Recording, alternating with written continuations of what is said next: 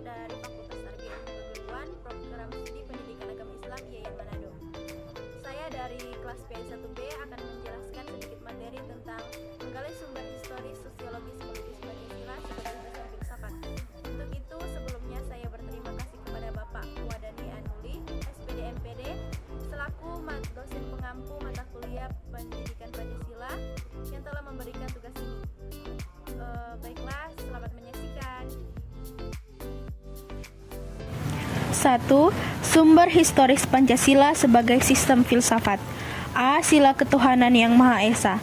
Sejak zaman purbakala hingga pintu gerbang kemerdekaan negara Indonesia, masyarakat Nusantara telah melewati ribuan tahun pengaruh agama-agama lokal, yaitu sekitar 14 abad pengaruh Hindu dan Buddha, 7 abad pengaruh Islam, dan 4 abad pengaruh Kristen.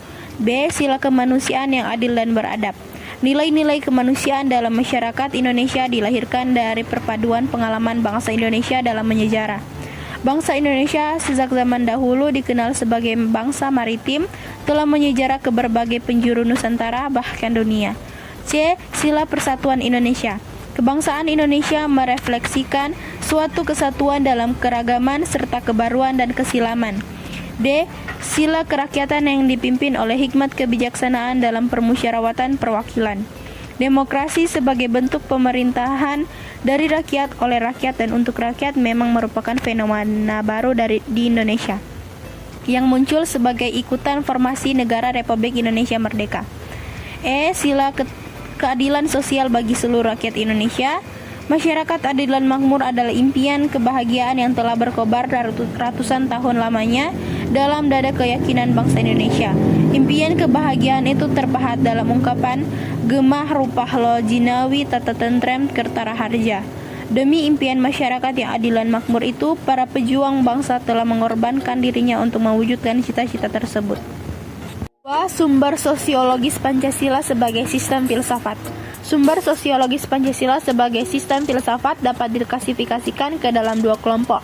Kelompok pertama, masyarakat awam yang memahami Pancasila sebagai sistem filsafat yang sudah dikenal masyarakat Indonesia dalam bentuk pandangan hidup, way of life yang terdapat dalam agama, adat istiadat, dan budaya berbagai suku bangsa di Indonesia. Kelompok kedua, masyarakat ilmiah akademis yang memahami Pancasila sebagai sistem filsafat dengan teori-teori yang bersifat akademis. 3. Sumber politis Pancasila sebagai sistem filsafat. Sumber politis Pancasila sebagai sistem filsafat dapat diklasifikasikan ke dalam 2 kelompok. Kelompok pertama meliputi wacana politis tentang Pancasila sebagai sistem filsafat pada sidang BPUPKI, sidang PPKI, dan Kuliah Umum Soekarno antara tahun 1958 dan 1959 tentang pembahasan sila-sila Pancasila secara filosofis. Kelompok kedua mencakup berbagai argumen politis tentang Pancasila sebagai sistem filsafat yang disuarakan kembali di era reformasi dalam pidato politik Habibie 1 Juni 2011.